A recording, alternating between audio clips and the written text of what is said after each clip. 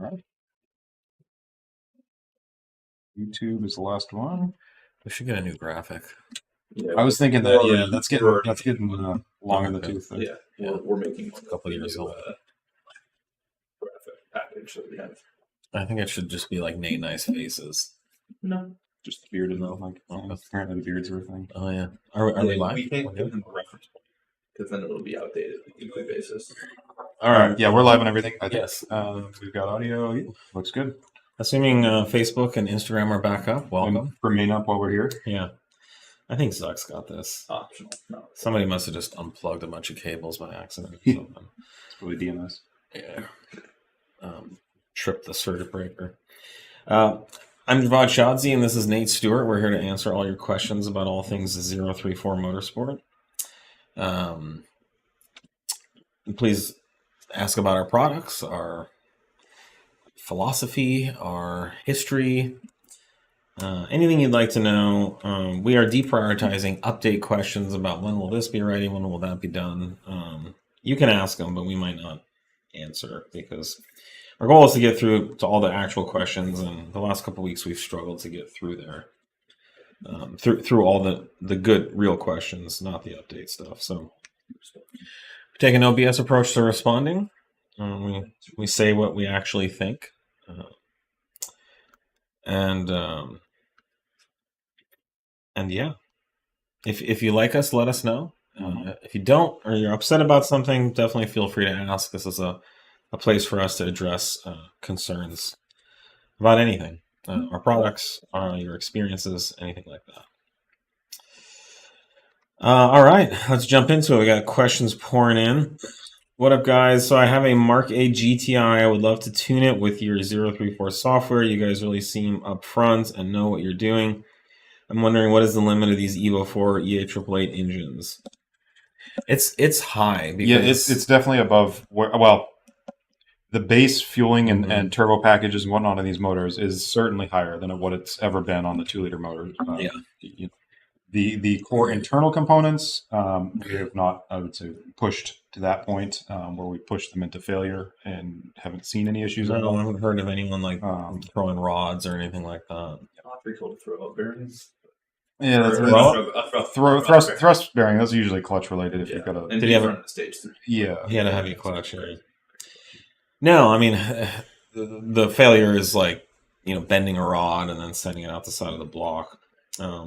We don't know. I mean, I would say be cautious about anything more than kind of our stage 3 R tune or the Power Max tune for the GTI. That's up there. We've made more than that with a different turbo. Yeah, we haven't released yet. And there is now this new Garrett Power Max Golf R turbo, which can be put on a GTI with the Golf R turbo supporting hardware. But they make a lot. We're working on rods. There's going to be plenty of rod options on the market. So I would say get up to the current stage 3 standard, and you can enjoy the car. Yeah, the Power Max stuff's a blast. Yeah, our car with the Power Max, I've driven it a couple times recently, and it's a riot. It's fast and really fun. Handles great. Really fun car. And hopefully we can help you out with it too. So, yes.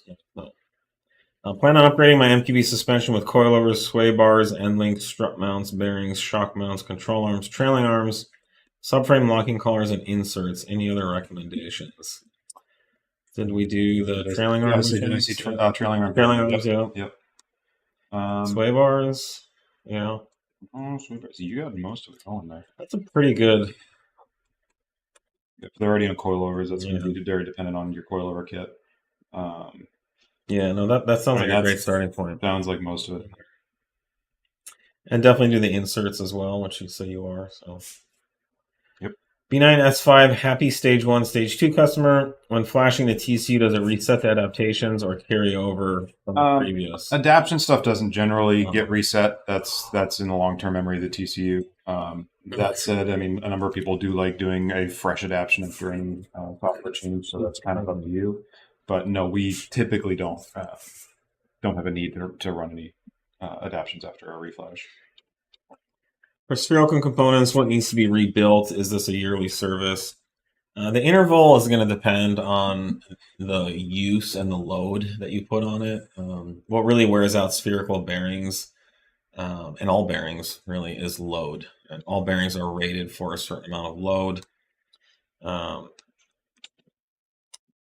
lack of lubrication will destroy a bearing, but in this case, our sphericals are self-lubricated with Teflon liners. So, if you track the car a lot, I would say probably once a year. And by rebuilding, we're talking about replacing the rod ends or the spherical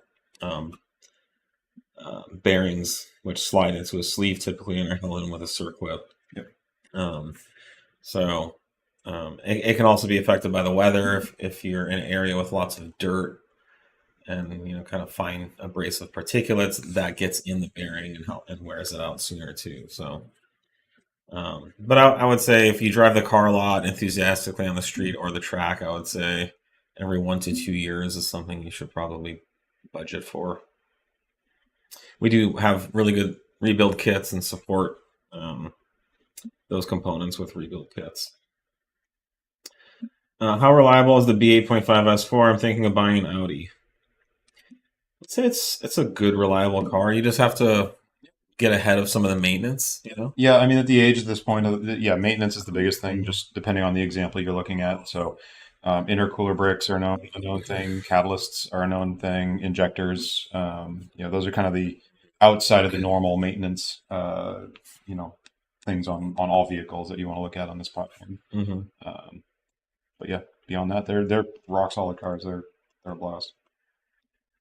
Yeah, I mean, it's not going to be as reliable as maybe a Honda Odyssey or something like that. So, but miles per mile is very good. For a sports sedan, it's good, reliable car. Just stay ahead on the maintenance. Yeah. Someone says, answer my email. I mean, that's not enough information We will to do anything. We will try and do the best. I don't know. We do get back to every support email that comes in. So yeah, we do answer all emails. So yes, we will. Thank you. And if there's something specific we can help with, please let us know. But we do answer all emails that are sent to us. I saw the 034 RS5 at Menlo Cars and Coffee Sunday. Was that you, Nick? Cool. Very good. That car's a lot of fun. I'd like to thank Eric, Scott, James, Mark, and Nick. I had questions and a minor issue. User error on my part. They provided great communication in a timely manner. Your team is great. Awesome. Oh, thank you. Glad to hear that. It's all of them. I do know they're great. It's nice to hear you say that as well. But the team works really hard and tries really hard to help and resolve customer issues. Yep. Like even around the clock. Yeah. In many cases. Yeah. I was reading some of Jay Bullington's posts that his customer service. Oh yeah, the polarization of responses you'll get between two different customers with the exact same issues and handling. Yeah, one piece of advice is when you're dealing with a good company, let us help you. Give us the information that we need to help you. And so it sounds like this person did that and realized that they had done something wrong. So glad we can help. Usually it's something we did wrong, and of course we want to fix that too. Well, even user error stuff, we don't take that lightly. We try and make sure that if it's something that happens, especially if it's happened more than once, we will do everything we can to better inform or better educate up front so that it's not an issue. We want you to have a seamless, confident experience going into each of these. I don't know what the situation is, but each of these interactions with us. Do you guys recommend changing center and rear diff fluid on the B8.5 S4? Certainly, it's not a lifetime fluid as some. I don't know if rear diff. I think they list as a lifetime on those, but it's especially if it's a sport diff. It's a good idea to get fresh fluid in there. And they are two different. I gotta think about that now. It's been a few years since I got onto there. But just go through the fluids both on both the diffs. The center diff is shared with the transmission fluid. That's not its own thing. Yeah. So it's I certainly did after I bought my S4. Yeah, it's a good idea too. It's not that expensive and it's not that much work. Always a good idea to have fresh fluids in there, but I don't think you probably need to do it more than every 50,000 miles. Yeah, no, it's not a super, Yeah. high, maintenance thing. But definitely not lifetime. It's not lifetime. Yeah, I'd say 50,000 is a good break point. I'm looking into changing to a stud conversion for my B9 S5. Which would you recommend? You know what a good name for studs would be is like something to do with Riz. Riz studs. Riz hardware. I'm gonna let you workshop that. Yeah. We'll No, I think that there's something there. I recommend our stud conversion kits. We offer. and if you don't know, we have stud conversion. We offer really nice bullet nose studs in 3 different lengths. Very good quality. We offer both cone seat and Audi R13 ball seat nuts as well. You can buy the parts individually or in kits. We even offer a full line of spacers. We sell a lot of studs and spacers. It's not what we're known for, but since we just have everything ready to go, packaged up nicely, we end up selling quite a few. So check out our website. We came out with these studs pretty recently, like a year and a half ago, 2 years ago, and we had all been using other stuff on the market, and so when it came to making our own, we knew what we wanted and we knew what was kind of available out there, and so our goal was to just bring out like the best, most price competitive stud on the market, and that's what I believe we did. It's really nice having studs too. I could never go back to bolts. Yeah, so the bolts too. I recently installed your rear lightened rotors on my S6, and they're noisy. The engraved C attacks the air going under the pads, ? Well, our rotors, which do have the J hook, J slots, they do make some sound. It's pretty subtle. For a long time, I had never even heard it, and finally one day I had to go drive along like a concrete wall so that I could just hear the reflected sound, and I could hear it. And now I will pick it up. I have our rotors on my Q7. I never hear it. I don't drive with I the hear it windows some down. on my S4. It's not. It's there. It's very pad dependent. We found. And It can the have profile of the to- leading yeah. edge on the pad makes a big difference. Yeah, but it is either the air hitting the J slots or how the pad is going over them. It's not, and it's kind of like a kind of sound. Again, I'm surprised you're hearing it. I would wonder, are you driving with the windows down a lot? Because my Q7 has very similar brake setup to an S6, I think, and Yes. that's like silent. So it's basically a C7 type chip. We also have those installed on customer cars with no reports of noise. Yeah. So So I'm interested as to why you say they're noisy and what is it specifically? Because we have had people complain like this, but they're few and far between, and we haven't been able to come up with any rhyme or reason as to why some people think it's so much noisier than others. And like again, the sound is there, but it's very subtle. Sometimes you'll hear it if you have the window down. You'll hear it bounce off a curb, kind of up. The sound can hit the curb and get reflected back. But I don't know, when you're driving with a window down, it's pretty noisy anyways. So if there's anything else you'd like to add, I'd be interested. Or you can just shoot us an email. AL552, does TCU Stage 2 tune improve jitter and stuttering on first gear? With Stage 1 TCU patch, first gear stutters a lot on disengagement when you're coming to a stop or creeping on first gear forward. I mean, this one sounds like it might be a case where you do want to run your adaptations just to clean up, whatever clutch kiss points might be set up in the TCU. The Stage 1 TCU files do absolutely nothing to the calibration in the TCU other than some torque limit removals. As far as clutch interaction engagement, there's not a single calibration change in there. So if it's doing it on that, then it should do it, with a stock TCU file. It's going to do the same thing. So, and that's not something we have any reports of. So I would say, let's get an adaptation done on the TCU side, see if that cleans it up at all. Mm-hmm.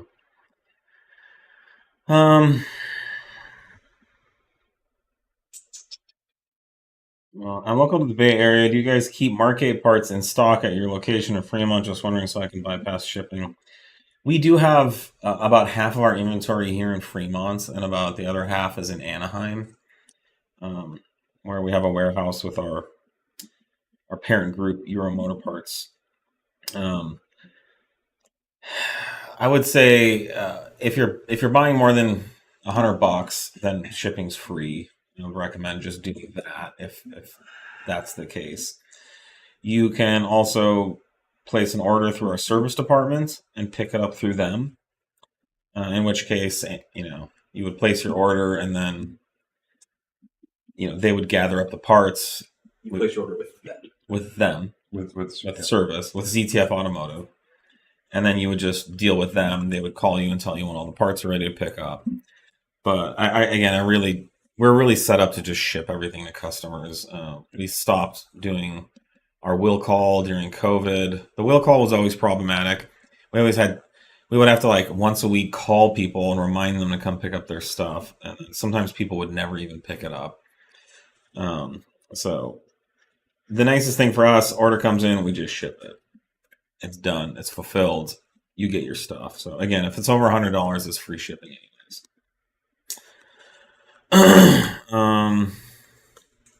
Last week, Nick said something about V50 Aux coolant pump errors being quote unquote normal, including on his SQ5. Is this true? Can you elaborate? I wouldn't say. Did you lie, Nick? I did not lie. I wouldn't say that we would say it's normal. It's common. It's happened. It's a thing. A code that is a thing. It's a thing. It happens. Normal kind of implies that it's supposed to be there and it's okay. And that's not. It is, I would say, relatively widespread. It's something that will be dependent on a check that the car runs when you turn it on. Mm-hmm. Sometimes it will throw it. Sometimes it won't. Whether that means it's actually stuck is a completely different topic. So mine still has heat. If your car does not have heat, it might be an indication that it's stuck. Yeah, so if your car's not producing heat, then you have a problem. If your car is producing heat, through the vents, and it's really not something you need to worry about. So in that case, it could be sort of normal or just more like a wait and see what happens. But yeah, it's not normal if you're not getting heat. So just to be clear there. What is the key difference between the MQB 2.0 Stage 1 93 tune and the Stage 2 93 tune? So whenever we have a Stage 2,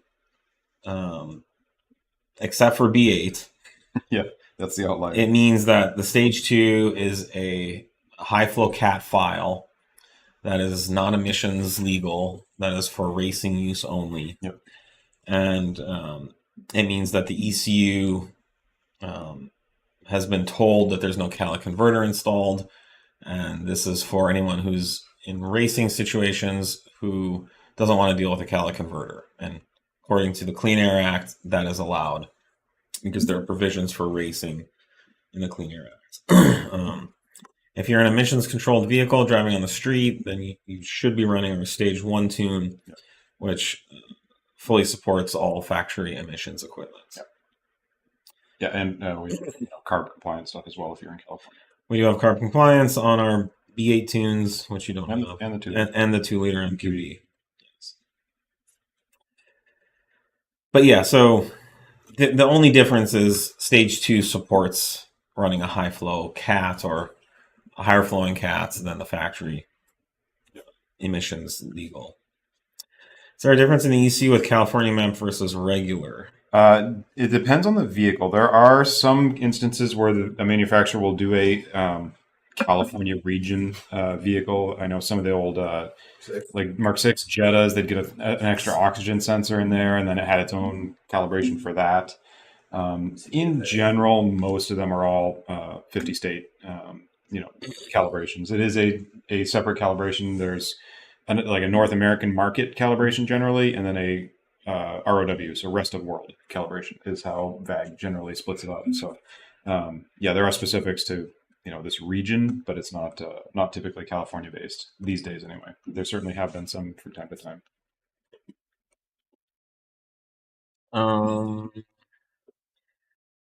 What do you guys think about the new IE A2A intercooler for the B9 RS5? Yeah, so they released a air-to-air intercooler for the B9 RS5, which from the factory is air-to-water. So we haven't tested it. We don't know for sure.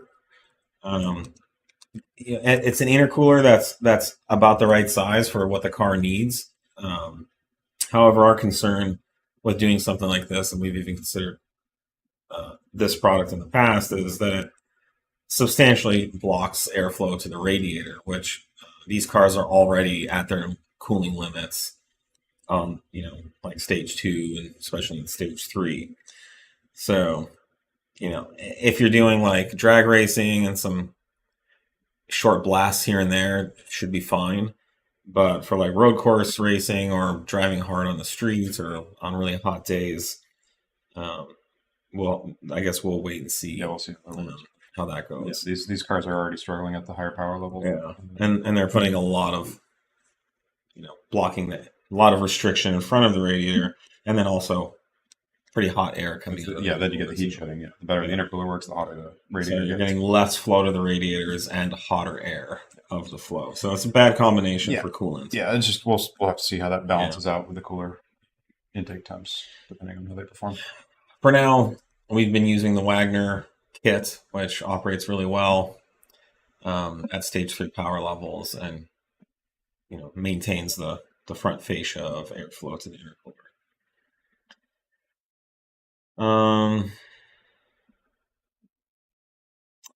It's pronounced Vaga. Says, tell us what you're thinking about right now. Gosh, this question. Yeah, that's kind of. I don't like that. Oh, well, is it follow up from that? Yeah, no. Well, Sean's not even here, but I've never looked at Sean that way. So. That would be an HR. No, I'm thinking about throwing up. That's stupid. No, Sean's pretty busy.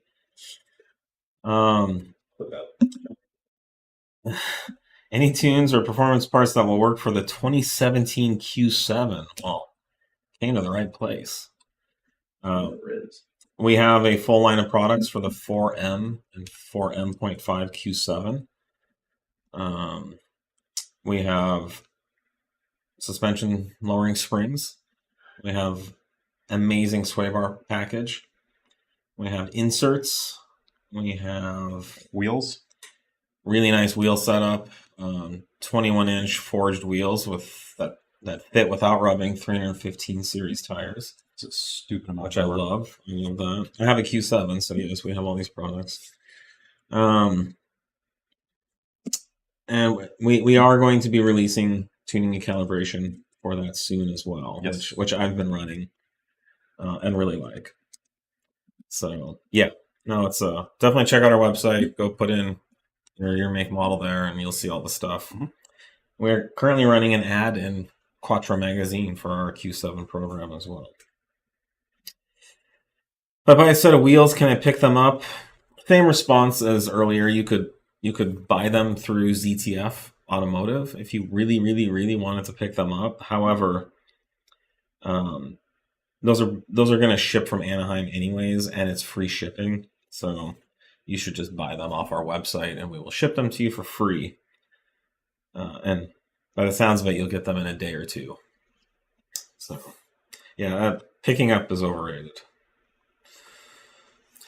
B9 S5 rear sway bar. Does it require 034 end links? I have 034 lowering springs, or can I use factory end links?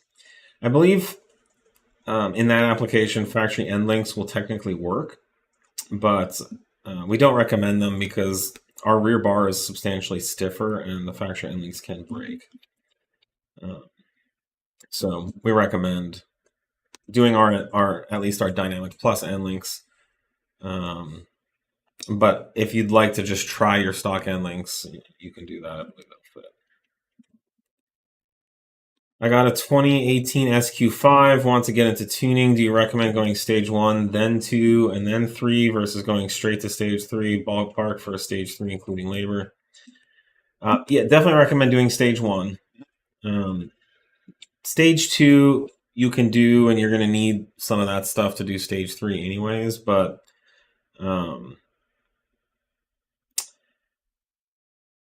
in general, I would recommend going up in stages and enjoying each stage, because the human body has a way of acclimating to horsepower and acceleration pretty quickly. And so if you go straight to stage 3, you're going to miss out, all that fun that you could have by going 1 and 2. That's good. Yeah, that's a good point. You get the dopamine hit. Yeah, and we do only charge the difference as you move up the ladder. That's a good point. Yep. So you're not going to pay more by doing the stages necessarily. If you'd like to contact our service department, they could quote you a whole. I don't know off the top of my head, and I don't want to throw out the wrong number, but they can quote you a whole package on doing our stage 3 kit with them. ZTF Automotive. Can you switch tunes from one car to another? No. No. So our tunes, as well as pretty much all tunes, are locked to a VIN number. So it goes by VIN, not car or not person. So yeah, it's not locked to you. It's locked to that one car. But if you, there are mitigating circumstances where we will consider transferring, or will certainly help. But yeah, so, something to keep in mind if you ever sell your car is you're selling the tune with it, and that does add value. Some value there. Oh, well, didn't mean to shut you down there, Adam. Sorry. Would you shut down? I was looking up something else. I just wasn't thinking about anything interesting, nor did I think that Sean was half good looking. Yeah, we're kind of flying by, on the cuff here, so. Maybe if the question was, what's the weirdest thing you thought about in the last 24 hours? Oh, God, no. Blown your mind. Oh, God. Please don't. Yeah. Or the last hour. No, we don't have NC-17. Yeah, it's a family show. It's not a family. Well, it's for the whole family. It's for making families. This is the kind of show you would watch while you're creating a family. Oh. I don't think Spotify will let me upload that. We'll just have to upload to Rizify. Okay. Do you guys recommend or know of a car starter remote that won't interfere with your tune? Or a B9 S5, or should we stay away from those altogether? I have never seen one that is done correctly in any way. Like, every single remote start system I've seen interferes terribly in some way or another with the OBD communications to the ECU. I don't know why they can't just shut up and go away if they see something else talking on the OBD line for a couple hours, because, hey, you're probably doing something else. But no, I've not seen one yet. So the answer is we don't know of one. Runway. No, I mean, you can run them. You can run it, and you're just going to have to deal with it. Yeah, I mean, if you know enough about it, right. Yeah, you can install it and have some sort of disabling kill switch on it. You can do a kill switch. Does the center dip on the B9.5 3.0 share the oil with the transmission too, or is it a separate unit? Any different maintenance recommendations for tune cars? No sport diff. I think it shares it. I'm not 100%. I think it does. I haven't done a ZF8 teardown personally.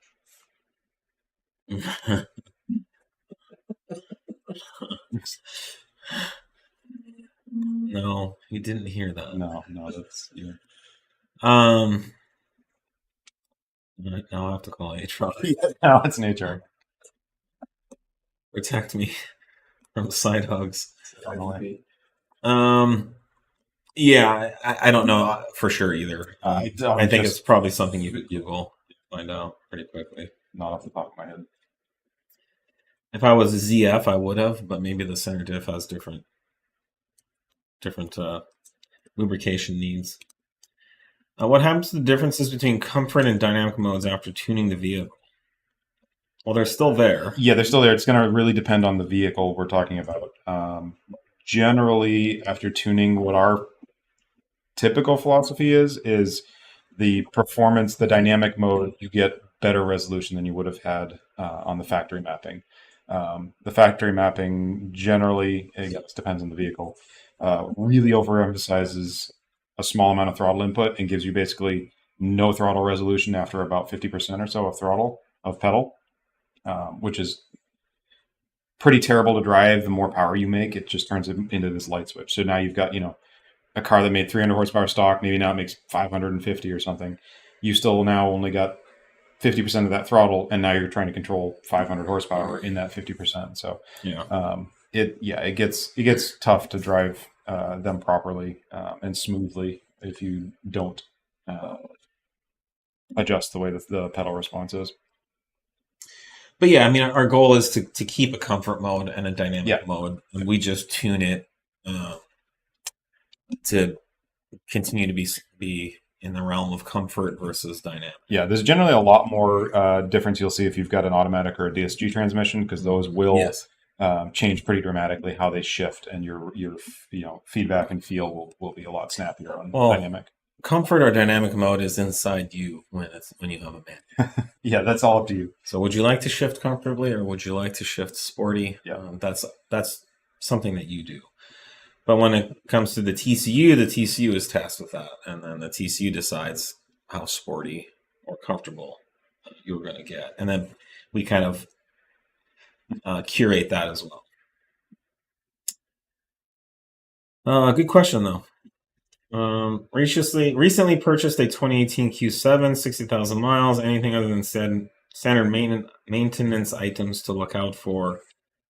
I'll have the same car. I've had. I mean, the CREC stuff is a little bit. I mean, it's also no issues a little younger. I haven't seen as many intercooler issues on those. Granted, also the CREC platform in general, there's not a lot of guys running the same pulley ratios because you kind of have to do a fixed supercharger pulley, and there's some other, This is a Q7. Doesn't sound like he's going hog wild. So, for standard maintenance, I would just keep up with the factory stuff. But I've had, again, I'm jinxing myself. I know it, but I've had nothing but smooth sailing with mine, and I think I've put like 40,000 plus miles on. Yeah, in 2 years. I would say all of our CREC customers, it's very similar. They don't quite have the same Achilles heels as the. I did have my control arms go out, and so I replaced those recently. We are coming out with Q7 control arms. Just replace them with some aftermarket for now, but. So if you start feeling it or hearing any clunking, I strongly recommend looking at our suspension products that transform the car. Yeah, sway bar and springs and things. The car is legit fun to drive now. It's shocking how big of a car it is and how good it handles. I scared the crap out of Tanzas last week. And I was driving considerably slower because he was in the car. Yep. And he said it. He thought it was very dangerous. With 315s on there, it's and the power. It's got power to accelerate as well. It's got good brakes. Oh, we have Dynamic Plus brake rotors as well. 034 is the #1 respectable aftermarket parts company out there. Not feel that. No, they came in. I saw that on YouTube. With the best quality products on the market. Well, thank you very much. But wait to the end. That's what we strive for. This is where they buttered you up. Yes, they buttered me up for the update question. Do you have any fueling upgrades in the works for the EA839? And when should we expect this release? We do. We have lots of EA839 3.0T turbo fueling upgrades coming. We are testing lots of stuff right now. We don't have a release date. But being a very respectable #1 company like we are, we will certainly release the best fueling upgrades when it's ready. Yes. Yeah, we are testing a number of things right now. Yeah. And just for completeness, somebody was asking for the EA837, the supercharged motor. That's the exact same boat. We have many things in the works, and they are in testing currently. Do you recommend to stay twin turbo or go single turbo on the B5 S4? Oh. So we have a lot of experience here. We came out with the first single turbo kit for the B5 on the market, the 034 STK, which I still see them around, people selling them and running them. Good act. Yeah. The I gotta say, after going through all that, given the plethora of really good twin turbo upgrades out there, I would just say stay twin turbo. That was kind of developed at that point where things weren't quite there with the aftermarket offerings for the twin turbo setup. Like it was. I mean, it was a good you kit. had some tile stuff there. We could make more power with the STK, but it was just laggier. Yeah.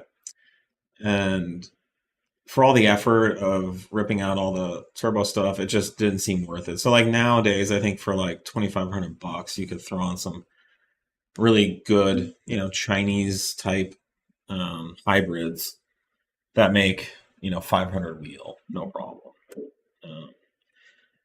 And if you already have intercoolers and the whole setup, then that's a good way to. Yes, stay. that's a good point. The SDK does. You basically you're replumbing your whole intake tract, your exhaust tract, everything. So yeah, it doesn't all cross You over. have to change everything. You got to change everything to support that, or deal with splitting it back up and acting like it's wind charge pipe. Honestly, though, I'll say after all these years, the B5S4, I think a stage 3 KO4 B5S4 is the best S4 for it's got almost everybody out there. Plenty of power, really fast spool up, really reliable. Unfortunately, KO4s are really hard to get. So there's some like companies out there that they're Chinese turbos, but they're balanced by a reputable company and they seem to hold up. And those are like hybrid type, like with like a KO4 turbine wheel and an RS6 compressor wheel. That's also a nice setup. So yeah, RS6 turbos used to be really nice too. It was just required you to change out your downpipes and things like that. That was a really nice setup on the 2.7 and 2.8 as well. Yep.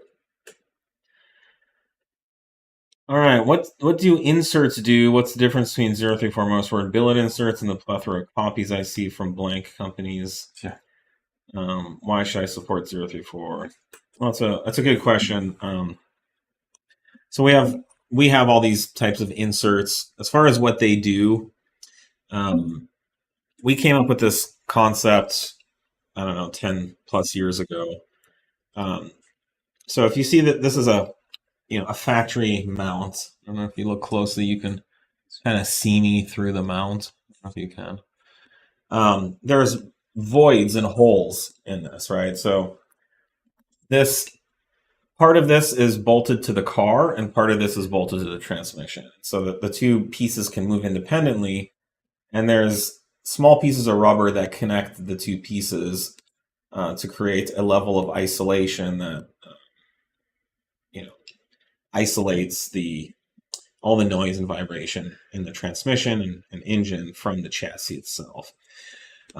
The problem is this design, due to all the voids, allows a lot of movement and what we would call excess movement, which creates a sloppier driving experience. So when you go to get on the throttle and the engine produces torque, instead of accelerating and turning, the axles, you end up loading up and squishing all this air space in between these mounts.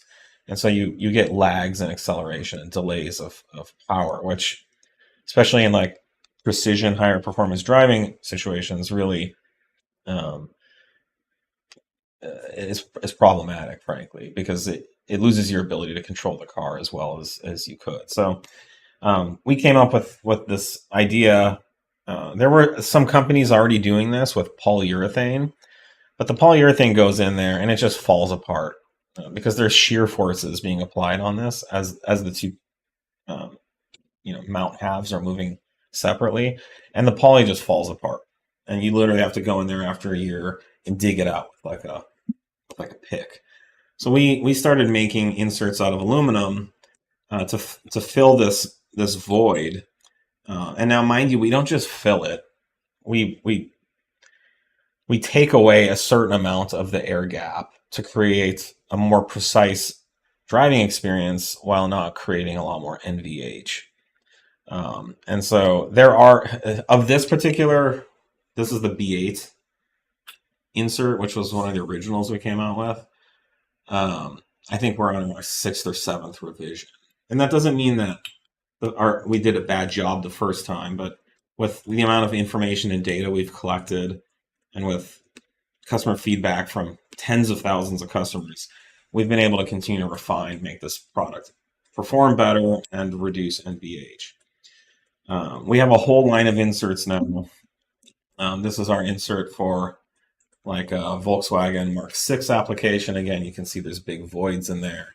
And so this goes in there and precisely removes some of the gap. It's not a tight fit. It's not like we just measured the space and made something to cram in there. We have revisions on all of these. Over time, we've made improvements. Now there are these are good selling products, and once you make something that you start selling thousands of, then there's just a cottage industry of companies that just start to knock it off, and so that's been no different for us. You can buy these things on Amazon and eBay. The problem is we are the company that innovated these aluminum inserts, and we are the company that knows how to make them in a way that precisely ensures the best performance and the least NVH. And then there's these companies that copy, and some of them are like performance companies in our industry. They're our competitors. They're brand name companies. They're literally ordering our part and changing the shape a little bit and putting a different logo or color, and they're selling it. They've never touched the car. They've never installed one. They don't know anything about this product. And so when you buy from a company like that, you're just supporting someone who's just knocking stuff off, and with a good chance of selling an inferior product. Our inserts are priced higher than the knockoff companies. We do engineering and R&D here. We invest a lot of money into engineering and R&D every year. And so for us, it's not as simple as like sending one of these to China and having some job shop make it. We actually have to do all the engineering and R&D, and we have to pay for those expenses. And then the quality and tolerances and the finishes that we use are also not the cheapest either. So in some cases, our costs are going to be substantially higher than whatever knockoff company. And we also support all the new applications. So brand new cars that are on the market, we have these for all B9 applications, for C7, for Mark 8, for Golf R, for all the new Audi S3 MQB Evo applications. And so when we sell these, we are putting that money back into new development and R&D for the next round and generation of products. So that's what the inserts are all about. I know there's people buying knockoffs of these, and it's just the way of the world these days, especially with China and Amazon and eBay and stuff like that. But thankfully, a lot of customers support us, and we do get good business enough to continue to keep investing in these products. So if there's any follow-ups to that, but we know these products intimately inside and out. We develop and create them ourselves. So if you've seen a knockoff out there, it's some version of our mount, maybe an older version that we released, or it could be we've seen really badly knocked off and copied versions as well. All right. Hey guys, my B9 SQ5 shifts really jerky and rough when in Drive S. Since my TCU upgrade, anything I can do to help smooth it out a bit better other than going back to stock? Well, first off, I would say contact tuning at 034motorsport.com. We can do some logs, make sure everything's okay. Other things like engine mounts are failure prone on the B9. We're seeing a lot of failures on those now, especially kind of above the 30 to 50,000 mile range. Yeah. But definitely, we can do some logs and we can help you evaluate. Yeah, we'll evaluate that things are doing what they're doing, because in general, I mean, overwhelmingly, the stage 2 file is what is reported as like this is how it should feel from the factory. So yeah, we certainly want to figure out what's going on with your setup. When I tune my Mark 8 with 034, will the eco mode still only make 130 kilowatts, or will eco mode now make what was stock sport mode power 180 kilowatts. I would have to look. I don't have that answer off the top of my head. Eco mode, it depends on the platform. Does that actually reduce? I think the peak power? GTI actually pulls it down though. And the maps absolutely. I don't think so. I think it changes throttle response. Yeah, it'll usually dampen a Shift bunch point. of stuff, but I'd have to look and see on that exact box code. Yeah. And it does. That's one of the things that does also vary worldwide. So depending on where you are, there can be some changes there. But I want to say the eco mode's the same power output, but I might be mistaken. Is there a list we can sign up for to be notified when the TCU tune will be available for my 2023 S5? I will defer the ECU tune until I can get both. I mean, yes. Everyone will know. Everyone will know. We'll be shouting from the clouds. But anybody on our server that has identified, controllers that we're updating and that kind of thing, we will certainly be shooting emails out to. And then you'll see lots of social media blasting about it. There's no reason to wait. Yeah, it'd be like wanting to get on a list to find out who's the next president of the U.S. Yeah, and there's and on the B9 stuff, there's really no reason to wait either. We have you shouldn't TCU patch files for the ECU, which gets you all the torque and power of doing the TCU as well. So yeah, if you want a faster car, there's no reason to wait. Yeah. The TCU tune will come, and when that's available, you can do that as well. But the car is awesome even with the patch. It makes a lot more power. With your ignition cut out, would it be bad to run a valved exhaust in the open configuration when doing a launch? Could it cause damage if I didn't? I don't see why it would be. would you consider it would be bad running valves? In open configuration, I don't see why there'd be a problem. There should be no difference based on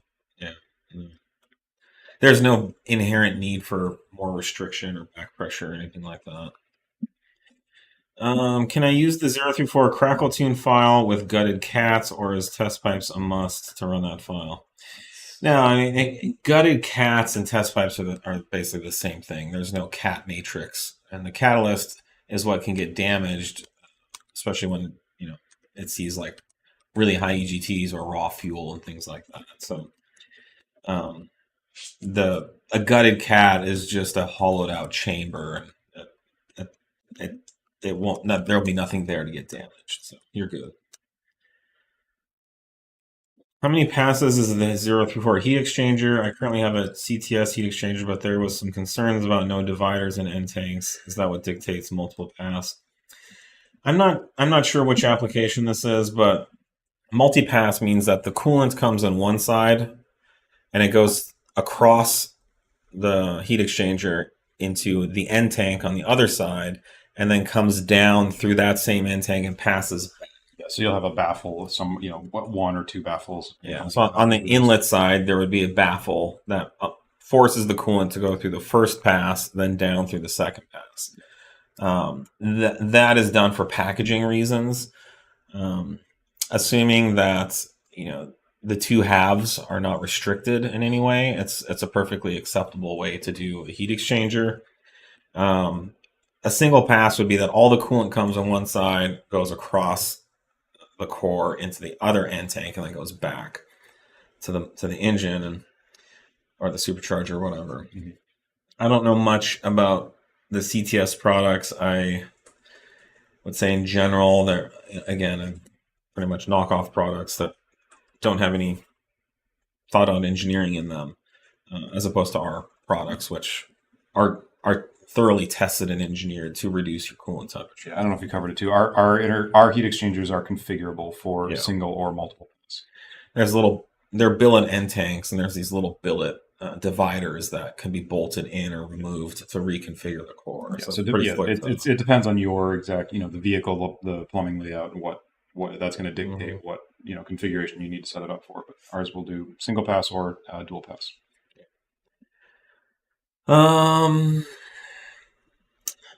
Have a lot of people purchased the Q8 3.0 T-Tune? Will you be developing other hardware for the Q8? We've sold a ton of Q8 3.0 T-Tunes, a lot of really positive feedback in the community. Q7 too? For the Q7 as well. No, the 4M. The 4M and 0.5. We will continue to develop products for the Q8s. it's not. I would say it's not at the top of our list, but it's as we see more interest in the Q8 platform, it's definitely a direction we'll be moving. The 034 data logger doesn't allow me to log injector duty cycle. Is that something you guys could add to the logger? I mean, injector duty cycle is not a simple thing on direct injected motors. For one thing, it's not well, there's a couple of different things you need to look at, but on direct injected motors, the injectors are behaving much differently than on the older style, port injected, where literally you can just turn the injector on, fog the inlet port at 100% duty cycle, and that's the max fuel you get. On DI stuff, it's a much, you have injection windows you're allowed to inject in, so you've got a opening degree of crank angle, and then a closing degree you have to meet within. That window shifts and moves and closes and widens depending on all hundreds of different factors, RPM ranges, loads, temperatures. It's all over the place. So having a single number is pretty tough.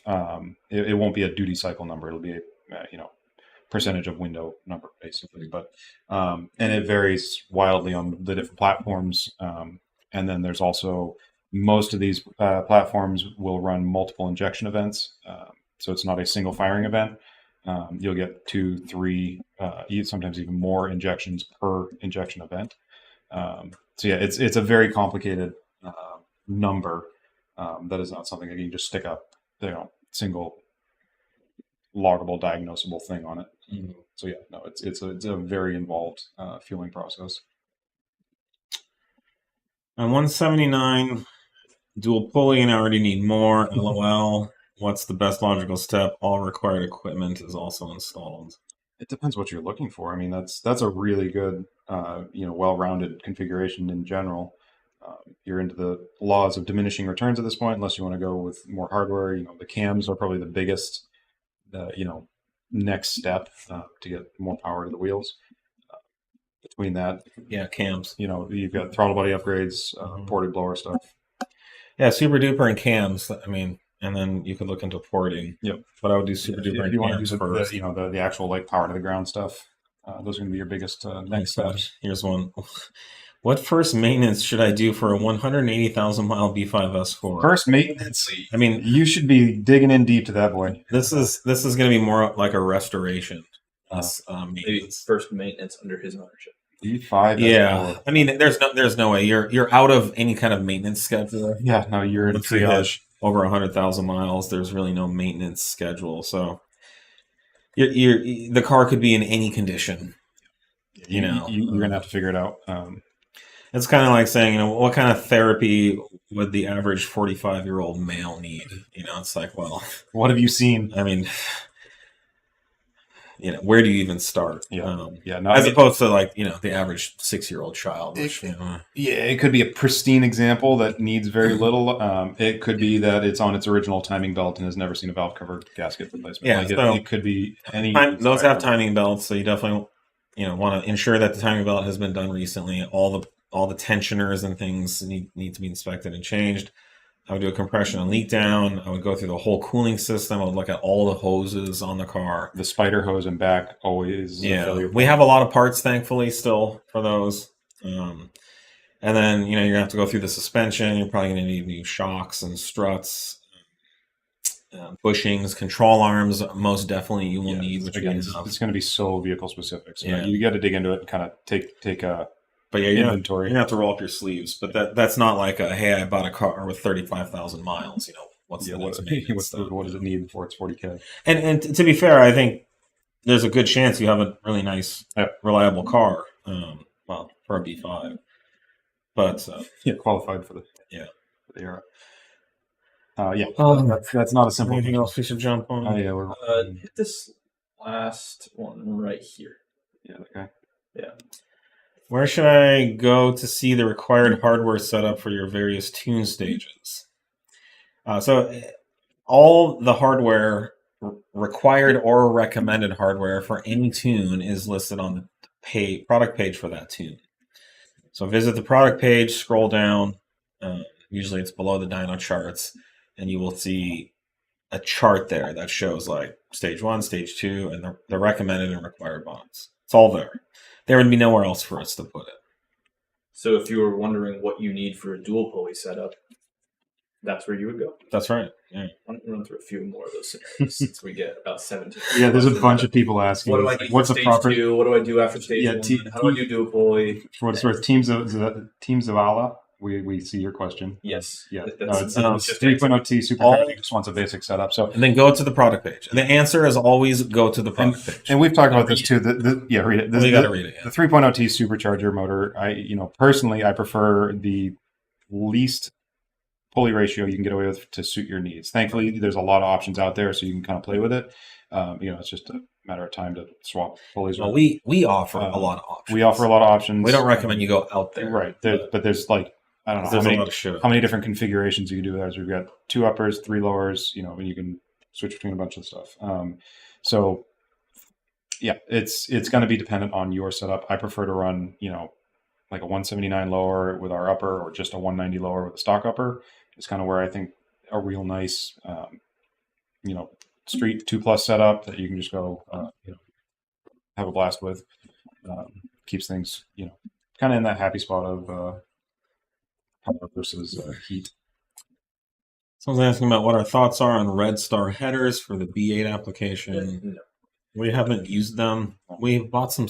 We recently put some in that were off of eBay, and they seemed good.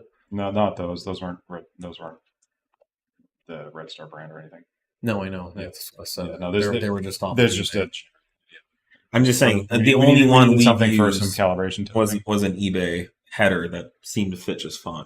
No, it definitely didn't. No. Okay, well, I didn't hear anything about that. Yeah, What were they? O2 sensors smashed into the tunnel, like all of them, and they're.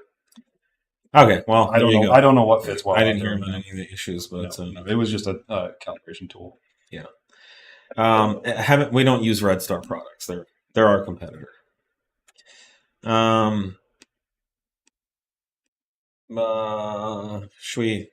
Should I try to hit that one real quick? No, you should not. This is a product coming soon.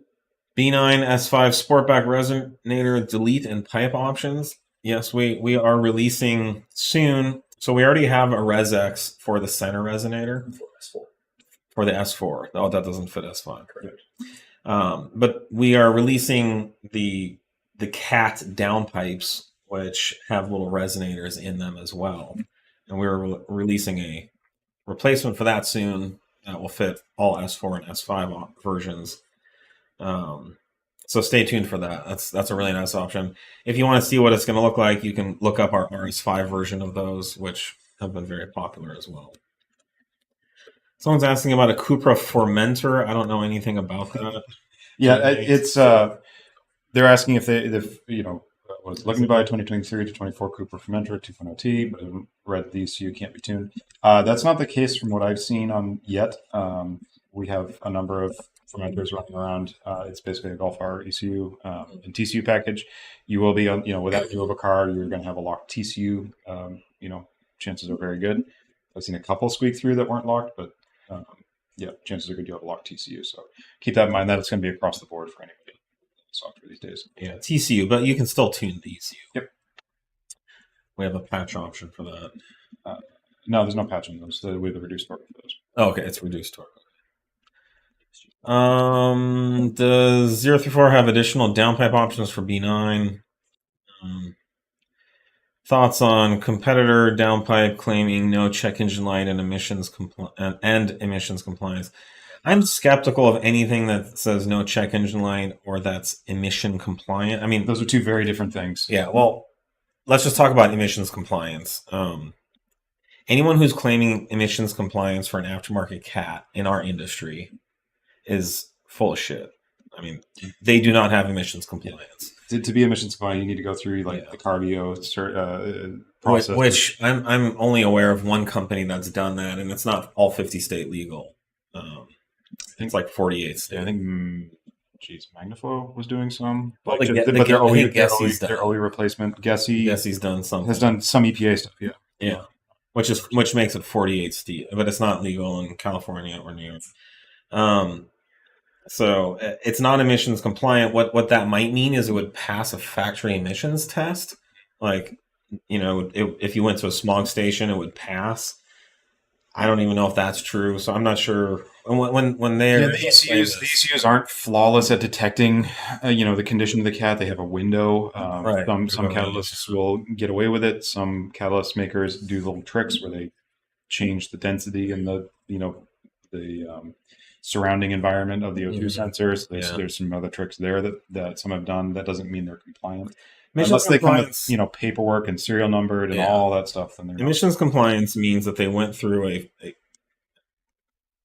testing and application process for compliance, and some environmental agency like CARB or EPA gave them a certificate saying yes, this passes. They have not done that. There's no. I don't know if any that are on the market. No. So that might just mean that you could squeak through an OBD emissions test because you don't have a check engine light. No. Any good racing cat or high flow catalytic converter that actually improves the flow of exhaust is going to be by nature not emissions legal.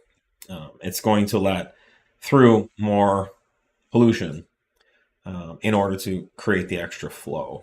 So there's just no magical combination. Yeah, I mean, you can get close with some exotic doping on the materials, but it helps a little bit, but it's not going to make a racing cat smog emissions. Someone said that their guessy cat still floats to CEL.